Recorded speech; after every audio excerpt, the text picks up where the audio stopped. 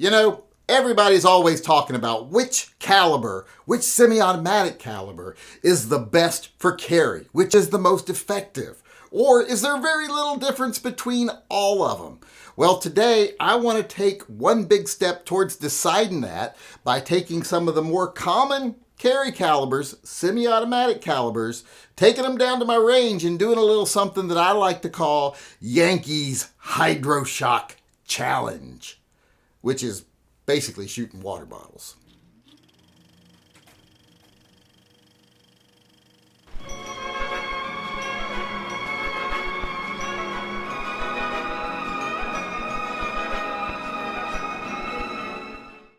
Hey everybody, Yankee here.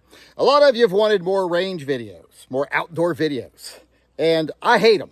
I think they're boring to watch, just watching somebody else shoot. I've always said it's like scratching your ass. It feels good when you do it.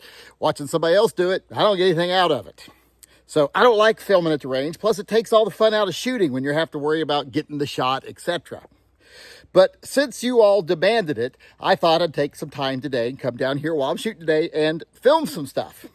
So what I think I'm going to do today, and don't get me wrong, this is not scientific, but I just wanted to give a little demonstration of how different common carry calibers perform against the almighty bottle of water. I want to see if the impact shows any real difference. Now, like I said, this isn't scientific in any way. It's just going to be a visual representation of how the bullet and the bottle and the water react with each other. And we will look at the footage afterwards and we'll see, were they all pretty much the same? Were there any major differences? Are they all pretty much good for carry, or are there some that just underperform or whatever? Now, we really won't be able to tell that from this test, like I said, but it'll give us a starting point. So I'm going to test 9mm, 40 Smith & Wesson, 45 ACP, and 10mm, and then maybe at the end I'll throw some 357 Magnum in just as kind of like a benchmark. But let's get shooting and let's see how this bottle reacts with different carry calibers shot at it. And I'm using just hollow point self-defense ammo for all of the calibers, so I'm keeping it as close as I can and keeping the barrel lengths as close as I can. So let's get started. We're actually going to work our way down here. Let's start with 10mm.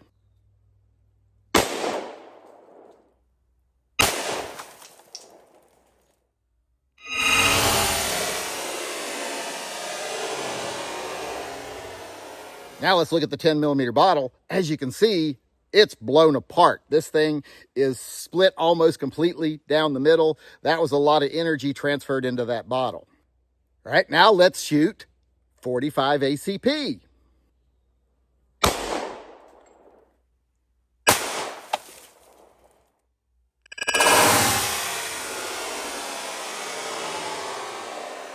Now the 45 ACP, as you can see, split the bottle pretty good. I don't know if it was the best hit, but, you know, transferred quite a bit of energy into the bottle. All right, now let's shoot the 40.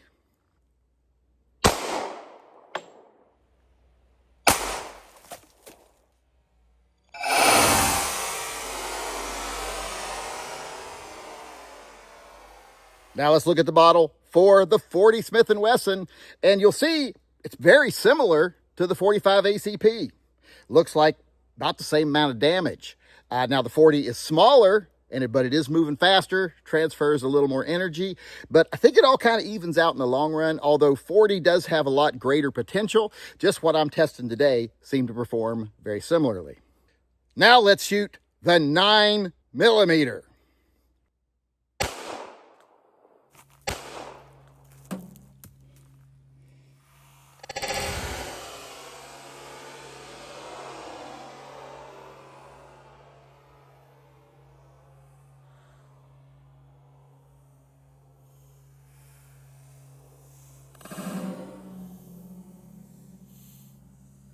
All right, now I don't know if I need to show you this, but here's the 9mm bottle. So what have we learned? We've learned that 9mm is not good for carry. It can't even penetrate a bottle. And it must be true, because you saw it right here on the internet. You can't put it on the internet if it ain't true. And this is obviously controlled circumstances where I'm telling you I'm shooting at it with a 9mm, even showed you. and nothing. So 9mm, like I said, once again, lets us all down. Now, however, let's see how all of them compare to 357 Magnum.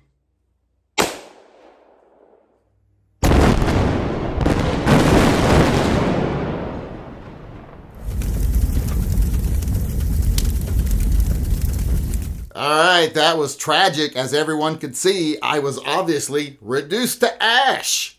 But don't worry, that was yesterday. I put some Bactine on it, and I'm a lot better now. I got better. But there are a few things I want to point out that we can learn from this video. One is that if you choose to carry 357 Magnum, you got to be careful, because with great power comes great responsibility. Another is maybe don't believe everything you see on the internet. And the last thing you can learn from that video is that friends, don't let friends carry 9mm.